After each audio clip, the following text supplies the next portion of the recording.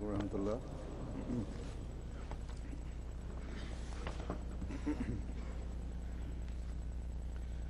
اشہد ان لا الہ الا اللہ وحدہ لا شریک لہ واشہد ان محمدا عبدہ ورسولہ.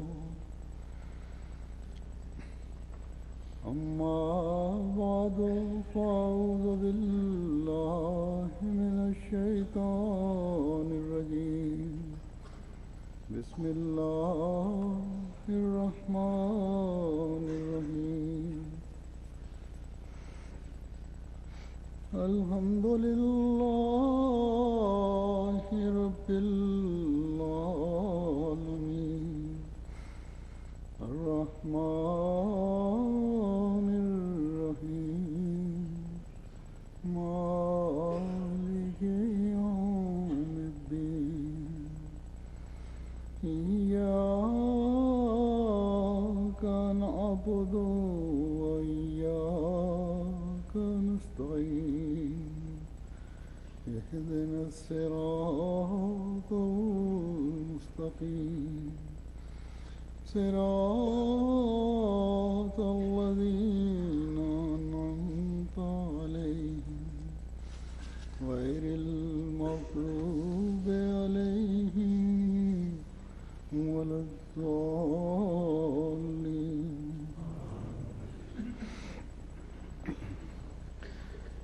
آج کا مضمون شروع کرنے سے پہلے میں گزشتہ جمعے کے خطبے کے تسلسل میں ایک وضاحت کرنا چاہتا ہوں. گو کہ کافی تعداد نے بلکہ اکثریت نے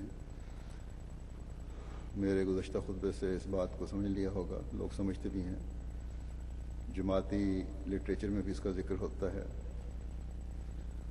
اور وہ یہ ہے کہ درود شریف کے حوالے سے حضرت مسیح موعود علیہ السلام کا مقام اور تعلق آپ کا. بعض لوگوں نے سوال اٹھایا کہ حضرت مسیح موعود علیہ السلام تو بدرجہ اولا عالم حضرت صلی اللہ علیہ وسلم کی عالم شمار ہوتے ہیں، کیونکہ احادیث سے مسیح و مہدی کے بڑے مقام اور حضرت صلی اللہ علیہ وسلم کے ساتھ پیار کے انداز کا ذکر ملتا ہے حضرت صلی اللہ علیہ وسلم کی طرف سے بھی. سوال کرنے والے کی یہ سوچ بالکل ٹھیک ہے. بے شک حضرت صلی اللہ علیہ وسلم کے اس روحانی فرزند کے بارے میں آپ صلی اللہ علیہ وسلم کے اپنے الفاظ سے اس کی وضاحت ملتی ہے،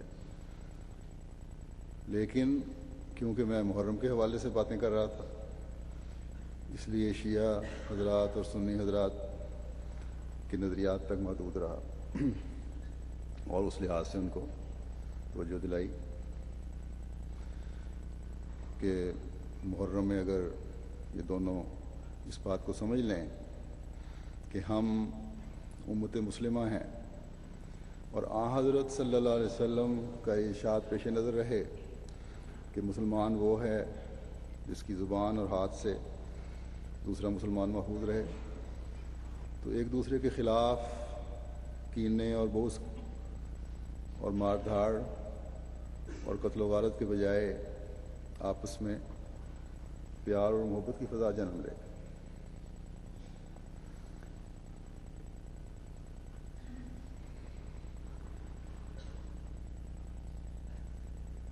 ایک دوسرے کے خون کی حفاظت اور مسلمان ہونے کی نشانی کے بارے میں حضرت صلی اللہ علیہ وسلم نے ان الفاظ میں فرمایا ہے کہ من قال لا الہ الا اللہ وکفر بما یعبد من دون اللہ حرم مالہ ودمہ وحسابہ علی اللہ. فرمایا کہ جس نے اقرار کیا کہ اللہ تعالیٰ کے سوا کوئی معبود نہیں اور انکار کیا ان کا جس کی اللہ تعالیٰ کے سوا عبادت کی جاتی ہے تو اس کے جان مال قابل احترام ہو جاتے ہیں. وہ حساب ہو اللہ کیا کہ فرمایا کہ باقی اس کا حساب جو ہے وہ اللہ تعالیٰ کے ذمہ ہے، تو اس سے کیا سلوک کرنا ہے. تو یہ ہے خون کی حفاظت اسلام میں ایک دوسرے کے لیے. اور جس نے لا الہ الا اللہ محمد رسول اللہ کہہ دیا، چاہے اس نے مسلمان کے خوف سے ہی کہا، اس کے بارے میں تو حضرت صلی اللہ علیہ وسلم نے فرمایا کہ اگر اس کے بعد تم نے اس کا خون کیا تو تم اس کی جگہ پر ہوگے اور وہ تمہاری جگہ پر ہوگا.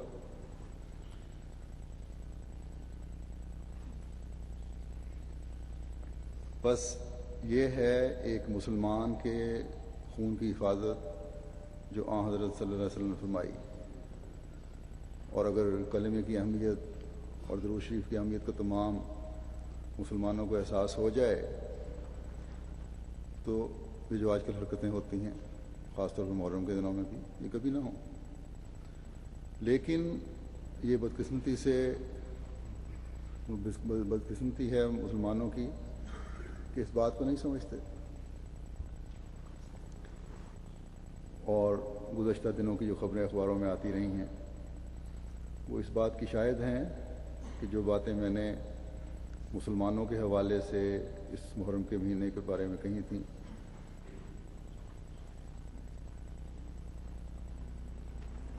شیعہ سنی ایک دوسرے کو قتل کرتے ہیں، ان دنوں یعنی محرم میں خاص طور پر وہ صحیح ثابت ہوئی ہیں، صحیح نکلی ہیں.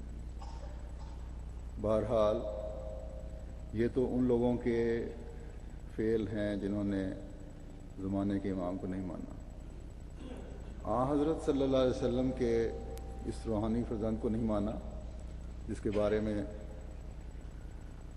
آپ صلی اللہ علیہ وسلم نے فرمایا تھا کہ جب وہ ظاہر ہو تو خواہ گھٹنوں کے بل برف کی سلوں پر چل کر جانا پڑے تب بھی جانا اور اسے میرے سلام کہنا.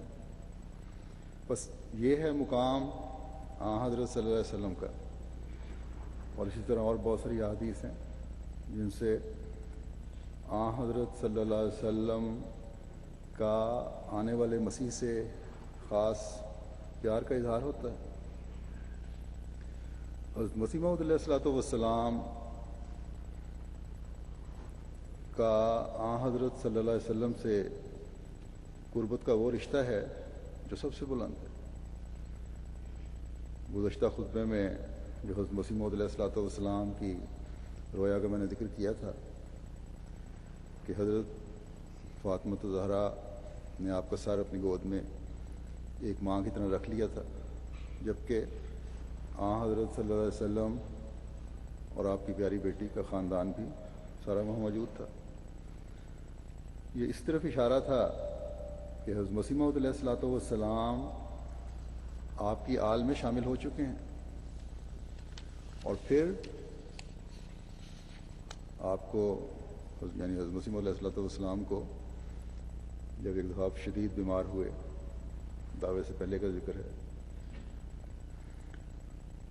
تو دعا جو سکھائی گئی اس میں جو الہامن بتائی گئی اس میں درود شامل تھا، اور شفا کے لیے کہا گیا کہ اس طرح کرو، اور وہ یہ تھا کہ سبحان اللہ و بحمدہ سبحان اللہ الذی اللہم صلی علی محمد و آل محمد. اس الہام میں بھی اللہ کے سیغہ کے بغیر آل محمد کا ذکر ہے. یہ ذکر فرما کر حضرت مسیح موعود علیہ الصلوۃ والسلام کو کے مقام کو صلی اللہ علیہ وسلم کے قریب کر دیا. ہمارے نزدیک تو حضرت صلی اللہ علیہ وسلم کی آل میں سب سے قریب ترین ہے، براہ راست شامل فرما دیا. بس چاہے غیر اس کو مانے یا نہ مانے، لیکن ہمارے نزدیک حضرت مسیح موعود علیہ الصلوۃ والسلام براہ راست اللہ تعالیٰ کی نظر میں بھی حضرت صلی اللہ علیہ وسلم کی آل میں شامل ہیں. اور خود حضرت صلی اللہ علیہ وسلم نے شامل فرمایا ہے. جیسا کہ میں نے ذکر کیا تھا کہ حضرت مسیح موعود علیہ السلام نے فرمایا کہ یہ مقام اس عشق و محبت کی وجہ سے آپ کو ملا جو آپ کو حضرت صلی اللہ علیہ وسلم سے تھا.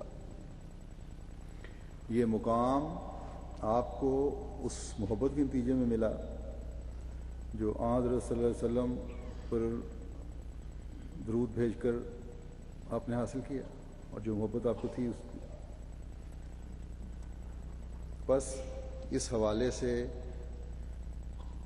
بھی آج جماعت احمدیہ کی ذمہ داری ہے کہ جب مسلمانوں میں بھی آپس میں رنجشیں اور دنیا نظر آ رہی ہیں،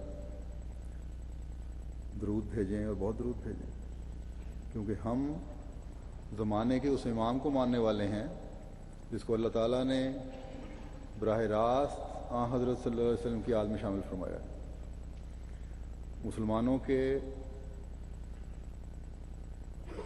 اپنے جو ذاتی مفاد ہیں ان سے غرض کا تو یہ ان کا حال تو ہم آج کل دیکھ ہی رہے ہیں، جبکہ فلسطین پر اسرائیل کی ظالمانہ بمباری کے باوجود مسلمان ممالک نے احتجاجاً بھی وہ پورا سر آواز نہیں اٹھائی. اکا دکا آوازیں اٹھتی ہیں اور بڑی نرم زبان میں، بڑی ہلکی آواز میں. ان کے مقابلے میں یہاں مغرب میں یعنی بعض عیسائیوں نے، تنظیموں نے بھی اور اشخاص نے بھی زیادہ زور سے اسرائیل کے جو رد عمل ہے اس پہ اظہار کیا ہے، یا اسرائیل کا جو بمبارمنٹ انہوں نے کی ہے، کر رہے ہیں، مستقل جو جنگ جاری ہے اس پہ ان کا رد عمل زیادہ پرزور ہے مسلمان ملکوں کی نسبت. بس جب عمومی طور پر یہ مسلمان ممالک بے حس ہو گئے ہیں، ہمارا فرض بنتا ہے کہ درود اور دعاؤں سے مسلمانوں کی مدد کریں. بس دوبارہ بھی میں یہی کہتا ہوں کہ دعاؤں پر بہت زیادہ زور دیں، کیونکہ ہم جو مسیح محمدی کے ماننے والے ہیں، ہمارا ہتھیار اور سب سے بڑا ہتھیار دعا ہی ہے. اور اللہ تعالیٰ نے اس کے بارے میں فرمایا ہے کہ اسی سے انشاءاللہ تعالیٰ اسلام اور احمدیت کی فتح ہونی ہے. اللہ تعالیٰ ہمیں اس کی توفیق عطا فرمائے. اب جیسا کہ میں نے کہا کہ آج کا جو مضمون ہے، دوسرا مضمون، اس طرف آتا ہوں. سب جانتے ہیں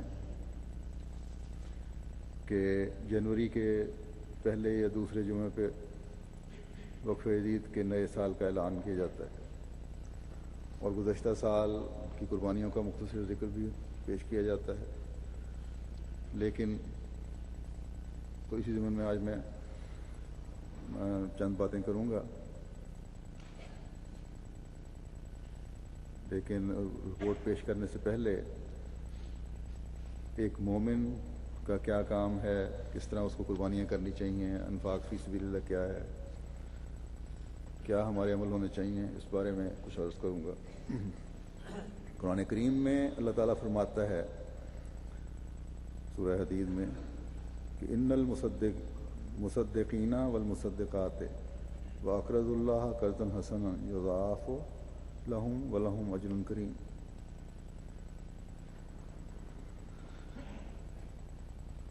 یقیناً صدقہ دینے والے مرد اور صدقہ دینے والی عورتیں اور وہ لوگ جنہوں نے اللہ کے لیے اپنے مال میں سے اللہ کو قرضہ حسنہ دیا، ان کا مال ان کے لیے بڑھایا جائے گا اور انہیں عزت والا بدلہ دیا جائے گا. حضرت مسیح موعود علیہ السلام نے اس کی ایک جگہ وضاحت کی ہے کہ خدا تعالیٰ کو تو تمہارے روپے پیسے کی ضرورت نہیں ہے، لیکن اس نے خود ہی اپنے پر فرض کر لیا ہے کہ اگر تم خدا تعالیٰ کی راہ میں خرچ کرو تو اس کو قرضہ حسنہ سمجھ کر لوٹائے گا. یہ اللہ تعالیٰ کا اپنے بندوں سے پیار کا اظہار ہے کہ باوجود غنی ہونے کے، جس کو کسی انسان کے پیسے کی کوئی احتیاج و حاجت نہیں ہے، لیکن جو اللہ تعالیٰ کی راہ میں خرچ کرتا ہے، اللہ تعالیٰ فرماتا ہے کہ یہ مجھ پر قرض ہے اور میں اسے لوٹاؤں گا۔ ایسے قرض لینے والوں کی طرح نہیں جو قرض تو لے لیتے ہیں اس کے بعد واپس کرنا بھول جاتے ہیں۔ اللہ کہتا ہے میں لوٹاؤں گا۔ بس مالی قربانی چاہے وہ کسی بھی رنگ میں ہو، خدا تعالیٰ اس کی قدر کرتا ہے، اور آج جب دین کی اشاعت کے لیے مالی قربانی کی جا رہی ہو تو وہ اللہ تعالیٰ کے ہاں اس قدر پذیرائی حاصل کرنے والی ہوتی ہے کہ اس کے بارے میں انسان سوچ بھی نہیں سکتا، اس کا احاطہ نہیں کر سکتا، بشرطے کہ وہ خالصتاً اللہ تعالیٰ کے لیے ہو۔ اور اس زمانے میں جب دنیا جو ہے وہ دنیاوی اور مادی خواہشات کی تکمیل کے پیچھے لگی ہوئی ہے، قربانی کرنے والے یقیناً اللہ تعالیٰ کی راہ میں مال خرچ کر کے اللہ تعالیٰ سے بہترین شکل میں اس قرض کے بدلے میں وصول کرنے والے ہیں۔ اور ہم دیکھتے ہیں یہ کوئی ایسی بات نہیں ہے کہ جو صرف پرانے قصے ہیں یا کہانیاں ہیں یا ہم نے پڑھ لیا قرآن شریف میں، اس کا تجربہ نہیں ہے، یا پرانے وقتوں میں واقعات ہوا کرتے تھے، بلکہ اس زمانے میں بھی ہم میں سے کئی ہیں جو اس بات کو مشاہدہ کرتے آئے ہیں اور مشاہدہ کر رہے ہیں۔ بس یہ بھی ایک انعام ہے ان انعاموں میں سے جو حضرت مسیح موعود علیہ الصلوۃ والسلام کی بیعت میں آنے کے بعد ایک احمدی کو ملا، اور اس بات پر احمدی اللہ تعالیٰ کا جتنا بھی شکر ادا کریں کم ہے، اور یہ ایک احمدی کی شکر گزاری ہی ہے کہ ہر سال باوجود نامساعد حالات کے احمدی کی قربانی کی مثالیں روشن تر ہوتی چلی جا رہی ہیں۔ اس سال ساری دنیا میں جو اکنامک کرائسس ہوا اس کے باوجود اللہ تعالیٰ کے فضل سے مالی قربانیوں میں احمدی پیچھے نہیں ہٹے۔ یہ پرواہ نہیں کرتا ایک احمدی کہ میرا گزارا کس طرح ہوگا، فکر ہے تو یہ کہ ہمارا چندے کا وعدہ پورا ہو جائے، جبکہ دوسروں کا کیا حال ہے اس کو نقشہ اللہ تعالیٰ نے اسی سورہ حدید میں ہی ایک اور اگلی آیت میں کھینچا ہے، اور ساتھ ہی اس میں یہ بھی وارننگ ہے کہ کبھی اللہ تعالیٰ کی رضا کے حصول میں سستی نہ دکھانا مومنوں کو بھی، چاہے وہ عبادات ہیں یا مالی قربانیاں ہیں یا دوسرے فرائض ہیں جو اللہ تعالیٰ کی طرف سے ہم پر فرض کیے گئے ہیں، کیونکہ حقیقی زندگی وہی ہے جو آخرت کی زندگی، جو اللہ تعالیٰ کی رضا کی زندگی ہے۔ اللہ تعالیٰ فرماتا ہے کہ اعلموا انما الحیات الدنیا لعب و لہو و زینت و تفاخر بینکم و تکاثر فی الاموال والاولاد کمثل غیث اعجب الکفار نباتہ ثم یہیج فتراہ مصفرا ثم یکون حطاما وفی الآخرۃ عذاب شدید ومغفرۃ من اللہ ورضوان وما الحیات الدنیا الا متاع الغرور، کہ جان لو کہ دنیا کی زندگی محض کھیل کود اور نفس کی خواہشات کو پورا کرنے کا ایسا ذریعہ ہے جو اعلیٰ مقصد سے غافل کر دے، اور سج دھج اور باہم ایک دوسرے پر فخر کرنا اور اموال اور اولاد میں ایک دوسرے سے بڑھنے کی کوشش کرنا، یہ زندگی اس بارش کی مثال کی طرح ہے جس کی رویدگی کفار کے دلوں کو لبھاتی ہے، بس وہ تیزی سے بڑھتی ہے، وہ سبزہ جو ہے، پھر تو اسے زرد ہوتا ہوا دیکھتا ہے اس فصل کو، پھر وہ ریزہ ریزہ ہو جاتی ہے، اور آخرت میں سخت عذاب مقدر ہے، نیز اللہ کی طرف سے مغفرت اور رضوان بھی ہے، جبکہ دنیا کی زندگی تو محض دھوکے کا ایک عارضی سامان ہے۔ بس آج ہم دنیا پر نظر پھیریں تو اسلام کی تعلیم کے مطابق حقیقی رنگ میں اگر کوئی جماعت من حیث الجماعت خرچ کر رہی ہے تو جماعت احمدیہ آئی، جو اللہ تعالیٰ کی رضا کے حصول کے لیے خرچ کرتی ہے یا قربانیاں دیتی ہے۔ باقی دنیا اگر کچھ کر بھی رہی ہے تو بہت معمولی ہے، اور ہر ایک جو ہے وہ کھیل کود اور نفس کی خواہشات کی تکمیل میں لگا ہوا ہے۔ بہت ساری بدعات اور رسومات نے مسلمانوں میں راہ پالی ہے، دکھاوے کے لیے جو دنیاوی رسومات ہیں، شادی بیاہ ہیں، بے انتہا خرچ کیا جاتا ہے۔ اس بارے میں جماعت کو بھی توجہ دلانی چاہتا ہوں۔ بعض شکایات آتی ہیں احمدیوں کی طرف سے بھی، احمدیوں کے بارے میں بھی، کہ اس زمانے کے امام کو مان کر اگر ہم بھی دوسروں کی دیکھا دیکھی اپنے ماحول کے پیچھے چلتے رہے، اس مقصد کو بھول گئے جو حضرت مسیح موعود علیہ السلام کی بیعت کا مقصد ہے، تو پھر ہم میں سے وہ لوگ جو یہ مقصد بھول رہے ہیں انہی لوگوں میں شمار ہوں گے جن کے بارے میں خدا تعالیٰ نے فرمایا کہ دنیا کی زندگی تو محض کھیل کود اور نفس کی خواہشات پورا کرنے کا ذریعہ ہے، اور یہ ایسا ذریعہ ہے جو انسان کی پیدائش کا جو اعلیٰ مقصد ہے اس کو بھلا دے۔ اور اگر زمانے کے امام کو ماننے کے بعد بھی ہم میں مال اور اولاد اور دنیا داری کا فخر رہے گا اور عبادتوں اور قربانیوں کو ہم بھول جائیں گے، تو اجر کریم کا جو اللہ تعالیٰ نے فرمایا اجر کریم ہے اس کے بھی حقدار نہیں ٹھہریں گے۔ اللہ تعالیٰ فرماتا ہے کہ مال تو تمہیں میں نے دے دیا، اب دیکھنا یہ ہے کہ یہ مال اور دولت جو ہے جمع کر کے صرف اپنی بڑائی کا اظہار کرتے ہو یا واقعتاً اللہ تعالیٰ کی رضا چاہتے ہوئے اس کی راہ میں خرچ کرتے ہو۔ اگر اللہ تعالیٰ کی راہ میں خرچ کرو گے تو اجر عظیم پاؤ گے، اجر کریم پاؤ گے، ایک معزز اجر پاؤ گے۔ اگر نہیں تو یہ دنیاوی مال ہمیشہ رہنے والی چیز نہیں۔ یہ تو اس فصل کی طرح ہے جو سرسبز ہو، لہلہاتی ہوئی ہو تو بہت اچھی لگتی ہے، اور اس فصل کو دیکھ کر اس کا مالک جو ہے بہت سی امیدیں اس پر رکھتا ہے، مستقبل کی خواہشات پوری کرنے کے منصوبے بنا رہا ہوتا ہے، لیکن جب وہ پکتی ہے تو اللہ تعالیٰ کی طرف سے طوفان آئے، بارش آئے، آندھی آئے، اسے بکھیر دیتا ہے اور مالک کے ہاتھ کچھ بھی نہیں آتا۔ بس اس مثال سے ایک مومن کو بھی سمجھایا کہ تم دنیاوی چیزوں کے پیچھے نہ پڑو جن کا انجام مایوسی کی صورت میں بھی نکل سکتا ہے، اور خدا کو بھولنے والے کے لیے،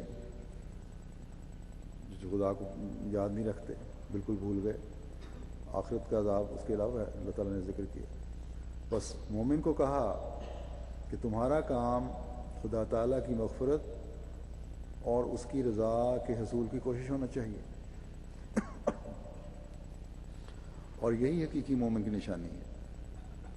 ورنہ یہ دنیا جتنی بھی خوبصورت لگے، اس کے ساز و سامان، اس کا مال جتنا بھی دل کو لبھائیں، انجام اس کا دھوکہ ہی ہے، ناکامی ہی ہے۔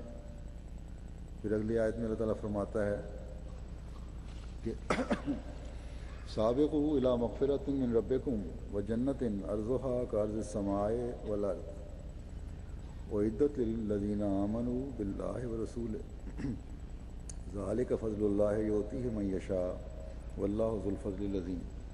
کہ اپنے رب کی مغفرت کی طرف ایک دوسرے سے آگے بڑھو، اور اس جنت کی طرف بھی جس کی وسعت آسمان اور زمین کی وسعت کی طرح ہے، جو ان لوگوں کے لیے تیار کی گئی ہے جو اللہ اور اس کے رسولوں پر ایمان لاتے ہیں۔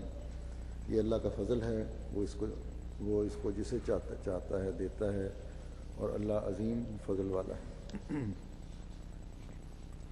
بس یہ ہے ایک مومن کا کام کہ وہ اپنے رب کی مغفرت کی تلاش میں رہتے ہیں اور اس کے نتیجے میں اس جنت کو حاصل کرنے والے اور اس کے وارث ٹھہرتے ہیں، جو اس دنیا میں بھی اللہ تعالیٰ کے فضلوں کی صورت میں نظر آتی ہے، اور اگلے جہان میں تو یہ اللہ تعالیٰ نے ایک مومن کے لیے جو خالص ہو کر خدا تعالیٰ کی رضا کے حصول کے لیے ہر کام اور فعل کرتا ہے، مقدر کی ہے۔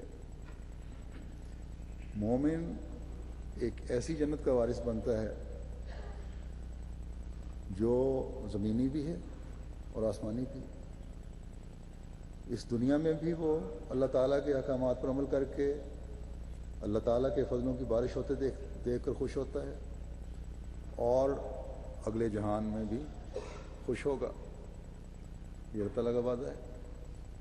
بیسیوں خطوط مجھے آتے ہیں جو اپنی مالی قربانی کے ذکر کے بعد یہ بتاتے ہیں کہ کس طرح اللہ تعالیٰ نے ان کے دلوں کو اس قربانی کے بعد سکینت پیدا کی، کس طرح ان کے مال میں اللہ تعالیٰ نے برکت عطا فرمائی، کس طرح ان کی اولاد کی طرف سے ان کی آنکھیں ٹھنڈی کی۔ تو یہ اس دنیا کی جنت ہی ہے جو ایک مومن کو ملتی ہے، جس کے نظارے ایک مومن دیکھتا ہے۔ اور پھر جب اللہ تعالیٰ کے فضلوں کے نظارے مومن اس دنیا میں دیکھتا ہے تو آخرت کی جنت پر یقین جو ہے مزید مضبوط ہوتا ہے۔ تبھی تو گزشتہ دنوں مجھے کسی نے لکھا کہ فیکٹری مال نہیں کسی جگہ کے، کہ ایک صاحب میرے پاس آئے 2 جنوری کو کہ خطبہ آئے گا وقف عید کے اوپر، تو یہ میرا وعدہ ہے، گزشتہ سال سے اتنا بڑھا کر پیش کر رہا ہوں اور پہلی رسید تو میری کاٹنا۔ تو یہ شوق بھی اسی لیے ہے کہ ان کو یقین ہے کہ اللہ تعالیٰ کی رضا ملتی ہے اس کے بدلے میں۔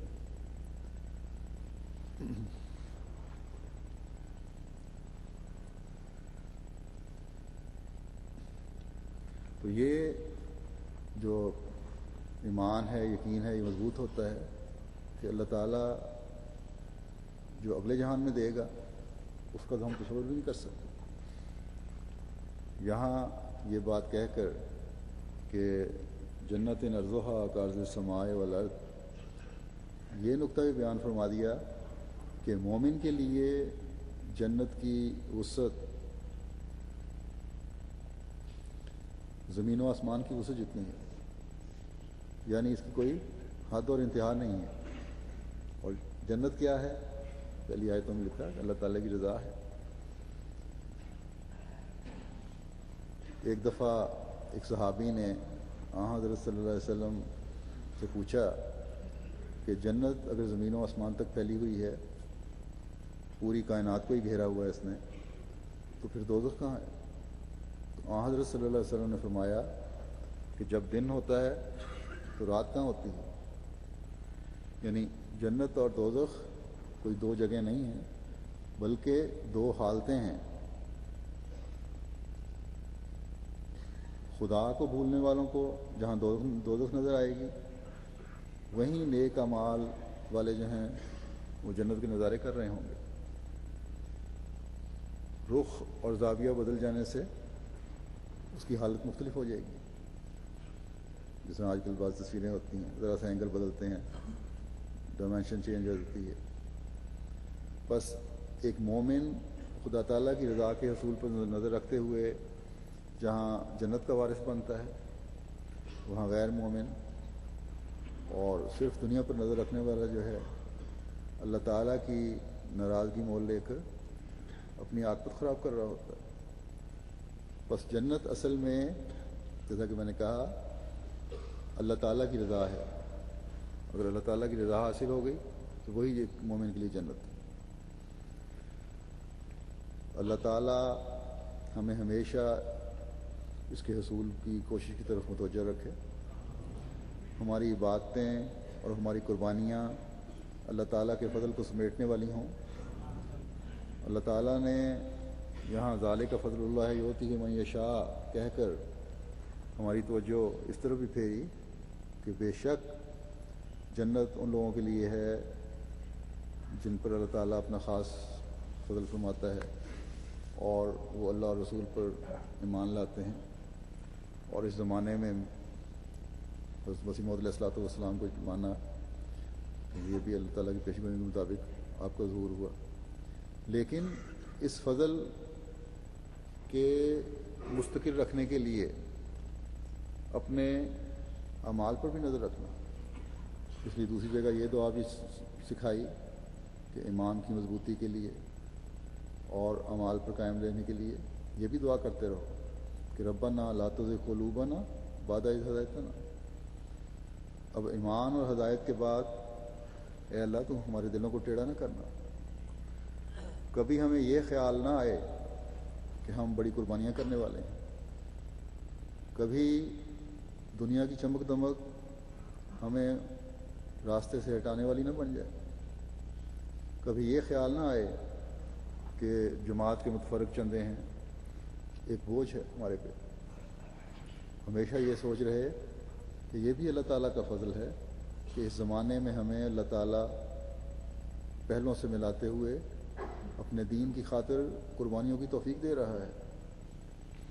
یہ فضل عظیم جو ہم پر ہوا ہے اللہ تعالیٰ اسے ہمیشہ نسلاً بعد نسل قائم رکھے۔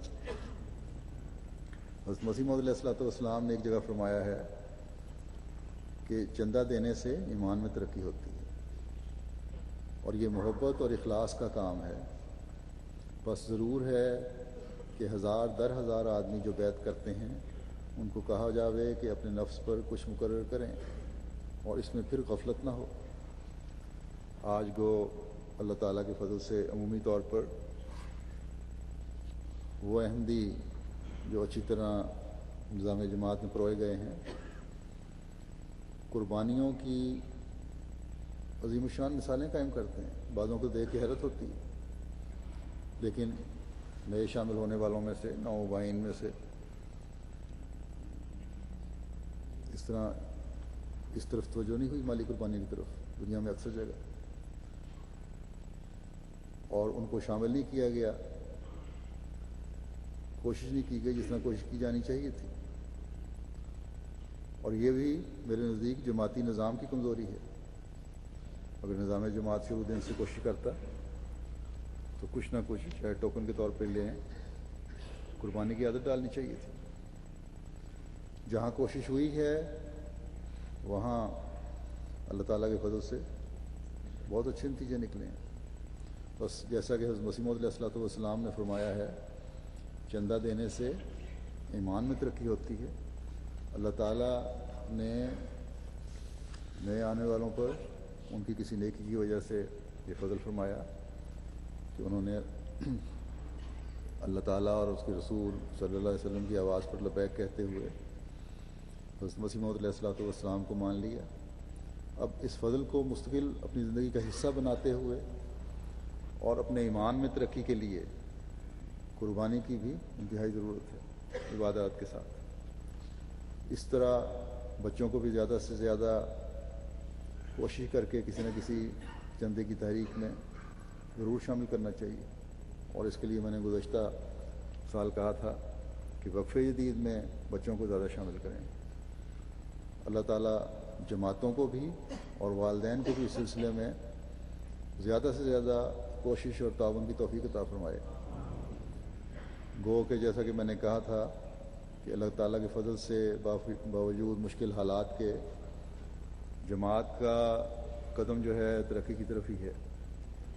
اگر ایک جماعت نے کوئی سستی دکھائی ہے تو دوسری جماعت نے اس کی کمی کو پورا کر دیا، لیکن اگر جماعتیں مزید توجہ کریں تو جو اعداد و شمار سامنے آتے ہیں اس سے لگتا ہے کہ اس میں مزید گنجائش ہے، خاص طور پر شاملین کی تعداد کے لحاظ سے زیادہ سے زیادہ لوگوں کو شامل کیا جائے، چاہے معمولی رقم دیں وہ، کیونکہ اس سے ہم ایمان میں ترقی کے مقصد کو حاصل کرتے ہیں۔ اب میں وقفہ عید کے حوالے سے کچھ اعداد و شمار پیش کروں گا۔ گزشتہ سال جو تھا جو گزر گیا وہ 51واں سال تھا، اور اب 52واں سال شروع ہو گیا، جس میں تمام دنیا کی جماعتوں نے اللہ تعالیٰ کے فضل سے مجموعی طور پر 31,75,000 پاؤنڈ کی قربانی پیش کی ہے، جو کہ گزشتہ سال کی وصولی سے 7.5 لاکھ پاؤنڈ زیادہ ہے الحمدللہ۔ اور ہمیشہ کی طرح دنیا بھر کی جماعتوں میں پاکستان اللہ تعالیٰ کے فضل سے پہلی پوزیشن پہ ہے۔ وقف عید کے چندہ دہندگان میں پاکستان نے اس سال 10,000 نئے چندہ دینے والوں کا اضافہ کیا ہے۔ پاکستان کی اکثریت جو ہے وہ غریب ہے، اور ان پہ بھی وہی مثال صادق آتی ہے جس کا ایک حدیث میں ذکر آتا ہے۔ ایک دفعہ حضرت صلی اللہ علیہ وسلم نے فرمایا کہ ایک درہم جو ہے وہ 1 لاکھ درہم سے بڑھ گیا۔ میں پوچھا کس طرح؟ فرمایا کہ ایک شخص کے پاس 2 درہم تھے، اس نے 1 درہم چندہ دے دیا، پھر تحریک کی گئی، اور دوسرے کے پاس لاکھوں درہم تھے، اس نے اس میں سے 1 لاکھ درہم دیا۔ گو کہ اس نے زیادہ رقم دی، لیکن قربانی کے لحاظ سے وہ 1 درہم جو تھا وہ بڑھ گیا۔ اسی طرح پاکستان میں اکثریت جو ہے غریب لوگوں کی ہے، اسی طرح افریقہ کے بعض ممالک میں تو بہت سارے ایسے ہیں جن کے پاس معمولی رقم ہوتی ہے اور اس میں سے چندہ دے کے قربانی کر رہے ہوتے ہیں۔ حیرت ہوتی ہے کہ وہ کس طرح چندہ دیتے ہیں اور کس طرح گزارا کرتے ہیں۔ پھر اللہ تعالیٰ ان کو بہترین اجر عطا فرمائے۔ امریکہ دوسرے نمبر پہ ہے، انہوں نے گو تعداد میں 256 کا اضافہ کیا ہے، لیکن وصولی گزشتہ سال سے ان کی بھی تقریباً 80,000 کم ہے۔ ڈالر کی قیمت کی وجہ سے میرا خیال ہے کچھ بہتر بھی ہو گئے ہوں گے۔ تو اب ان کے شامل جو ہونے والوں کی کل تعداد 8,276 ہے۔ یہ امیر ممالک جو ہیں ان کے وقف عید کے چندے جو ہیں یورپ کے بعض ممالک اور امریکہ وغیرہ، انڈیا اور افریقہ کے ممالک میں مساجد، مشن ہاؤس اور لٹریچر اور دوسری جماعتی اخراجات پر خرچ ہوتے ہیں۔ اس لیے ان ملکوں کو کوشش کرنی چاہیے کہ رقم کے لحاظ سے بھی اضافہ ہو، اور تعداد کا جو اضافہ ہے یہ تو بہرحال ضروری ہے ہی۔ اور یہ بھی میرے خیال میں ناصرات اور اطفال کو جو میں توجہ دلائی تھی، یہ 256 کا اضافہ ہوا ہے، یہ ناصرات اور اطفال کی کوشش ہے، جماعت کی کوشش نہیں ہے۔ بہرحال یہ خوش آئند چیز ہے کہ اللہ تعالیٰ کے فضل سے آئندہ آنے والی نسلوں میں یا ہماری چھوٹی بچوں میں مالی قربانی کی روح پیدا ہو رہی ہے۔ تیسرے نمبر پر اللہ تعالیٰ کے فضل سے برطانیہ ہے۔ انہوں نے بھی، یعنی آپ نے جو سامنے بیٹھے ہوئے ہیں، اس سال 86,000 پاؤنڈ زیادہ ادائیگی کی ہے، اور اللہ تعالیٰ کے فضل سے شامل ہونے والوں کی تعداد میں بھی 1382 کا اضافہ ہوا ہے، 1382، اور کل چندہ دہندگان کی تعداد 14,519 ہو گئی ہے۔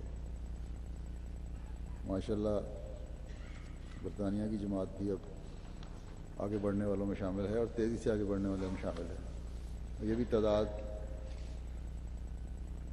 ایک تو جو جرمنی سے آنے والے ہیں ان کی وجہ سے بڑی ہوگی، کچھ ناصرات اور اطفال کی وجہ سے بڑی ہے۔ کینیڈا جو ہمیشہ سے 5ویں نمبر پر رہا ہے، اب 4تھے نمبر پر آ گیا ہے۔ انہوں نے بھی 1,80,000 ڈالر کی زائد وصولی کر کے کی ہے، اور 378 نئے شامل کیے ہیں، اور 13,325 ان کی کل تعداد ہے۔ ان کا دفتر اطفال جو ہے وہ اللہ کے فضل سے زیادہ فعال ہے، یعنی بچیاں اور بچے۔ جرمنی 5ویں پوزیشن پہ چلا گیا ہے 4تھے سے، گو 32,000 یورو کا اضافہ ہوا ہے، لیکن چندہ دہندگان میں 1387 کی کمی ہے۔ جو ان کے خیال میں اور شعبہ مال کے خیال میں ان میں سے بہت سارے جرمنی سے لوگ یہاں آ گئے ہیں اس لیے، لیکن میرے خیال میں کچھ کوشش میں بھی کمی ہے۔ 6 نمبر پہ ہندوستان کی جماعتیں ہیں، ان کی وصولی بھی اپنے لحاظ سے 17 لاکھ روپے زیادہ ہے پچھلے سال کی نسبت، اور شاملین جو ہیں 1,16,120 ہیں۔ ہندوستان کو بھی اب میں کہتا ہوں کہ اپنے پاؤں پر کھڑے ہونے کی کوشش کرنی چاہیے، کیونکہ دنیا کے جو حالات ہو رہے ہیں اس کے پیش نظر اب ہر جماعت کو خود اپنے آپ کو سنبھالنا چاہیے۔ ابھی تک تو یورپ اور امریکہ سے مدد کی جاتی تھی، ہو سکتا ہے کہ کوئی وقت ایسا آئے کہ مدد نہ ہو سکے۔ اسی طرح افریقن ممالک کو بھی خود اپنے آپ کو سنبھالنا چاہیے۔ اب انڈونیشیا کا 7واں نمبر ہے، ان کے بھی 32,000 پاؤنڈ کا اضافہ ہے اور 829 کا اضافہ ہے۔ اسی طرح بیلجیم ہے، فرانس ہے، سوئٹزرلینڈ ہے، پھر 8ویں 9ویں 10ویں پوزیشن میں۔ دنیا کی چندے کے حصہ دینے کے لحاظ سے امریکہ نمبر 1 پہ ہے، ان کا 78.92 پاؤنڈ چندہ ہے، پھر فرانس ہے، پھر سوئٹزرلینڈ ہے، پھر برطانیہ ہے، پھر بیلجیم ہے۔ افریقہ کی جماعتوں میں نائجیریا جو ہے اس سال تحریک جدید میں بھی اول تھا، اور اب اللہ تعالیٰ کے فضل سے وقفہ جدید میں بھی اس کی پہلی پوزیشن ہے۔ اور سب سے اچھی بات ان کی یہ ہے کہ گزشتہ سال ان کے 13 چندہ دہندگان جو تھے 13,729 تھے، اس سال انہوں نے 10,069 کا اضافہ کیا ہے، بہت بڑا اضافہ ہے ماشاءاللہ۔ 23,700 تعداد ہے، لیکن مزید گنجائش ہے یہاں بھی۔ پھر غانا ہے، یہاں بھی 3,776 نئے شامل ہوئے ہیں۔ پھر بورکینا فاسو ہے،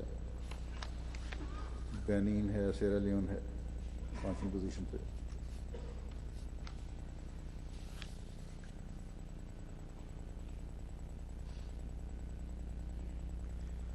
وقفہ جدید کے مالی نظام میں چندہ دینے والوں کی کل تعداد جو ہے اللہ کے فضل سے 5,37,000 سے اوپر چلی گئی ہے، اور اس سال 27,000 کا اضافہ ہوا ہے۔ بعض ممالک کی رپورٹس مکمل نہیں ہیں، اس لیے تعداد میں اضافہ آخری نہیں کہا جا سکتا۔ جیسے کہ میں نے پہلے بھی کہا کہ بچوں کے کہہ چکا ہوں ایک دفعہ، تو بچوں کی تعداد میں کو توجہ دلائیں۔ بچوں میں جتنا اضافہ ہوتا ہے، اگر اس کا نصف بھی ہر جماعت اپنے میں اضافہ کرنے کی کوشش کرے تو تعداد کہیں زیادہ بڑھ سکتی ہے۔ بچوں کی طرف سے بے شک 50 پیسے ادا کریں، لیکن ان کو اس طرف سے عادت ہونی چاہیے۔ اسی طرح نومبائن ہیں، ان کو بھی ٹوکن دینے کی کچھ عادت ڈالیں اور وقت جدید میں ان کو شامل کریں۔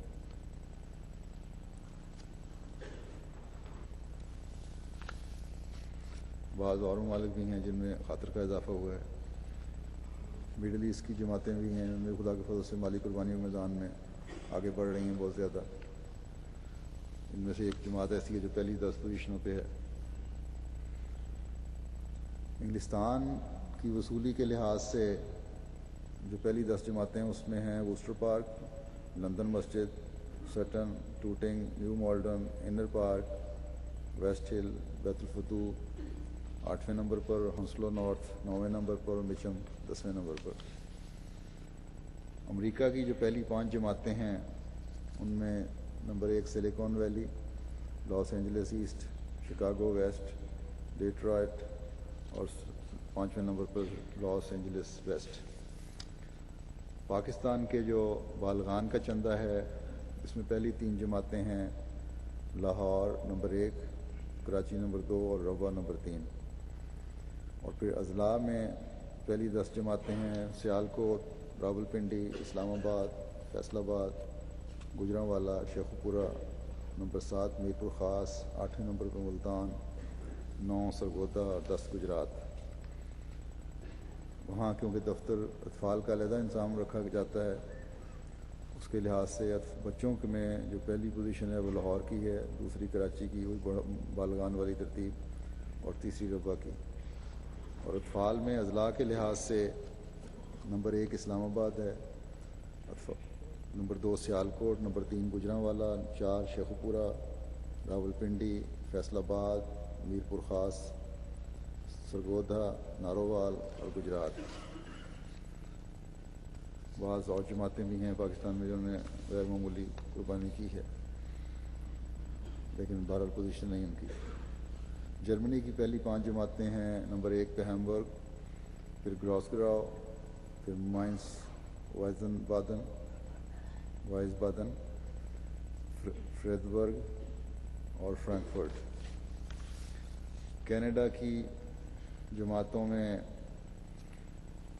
مجموعی لحاظ سے Calgary North East number 1، Calgary North West, Richmond Hill, Toronto Central, Durham, Markham, Peace Village South, Edmonton, Peace Village East, Saskatoon. انہوں نے چونکہ اطفال کا بھی علیحدہ کیا ہوا ہے، اس لیے اطفال کی پوزیشن یہ ہے: Calgary North East, Durham, Peace Village South, Abode of Peace, Calgary North West, Toronto Central, Edmonton, Peace Village East, Peace Village Central, Woodbridge. یہ ہے ان کی گزشتہ سال کی مالی قربانیوں کی تمام فہرست. اللہ تعالیٰ ان تمام قربانی کرنے والوں کے اموال و نفوس میں بے انتہا برکت ڈالے، اور جماعت کی ترقی کی صورت میں بھی اللہ تعالیٰ ان قربانیوں کو بے انتہا پھل عطا فرمائے، اور ہر لمحہ اللہ تعالیٰ کی رضا کا حصول ہر احمدی کا مقصد اور مطمع نظر رہے. اللہ تعالیٰ سب کو دعاؤں کو بھی توفیق عطا فرمائے.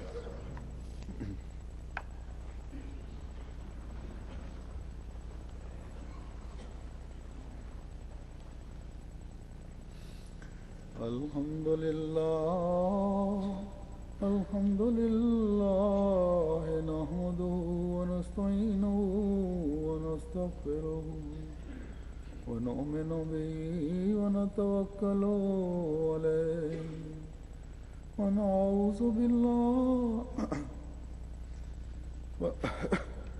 ونعوذ باللہ من شرور انفسنا ومن سیئات اعمالنا.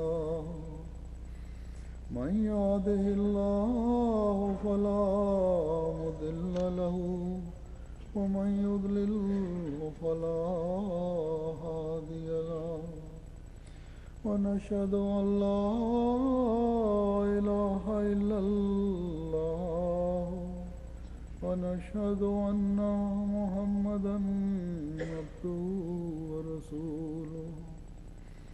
عباد الله رحمكم الله، إن الله يأمر بالعدل والإحسان وإيتاء ذي القربى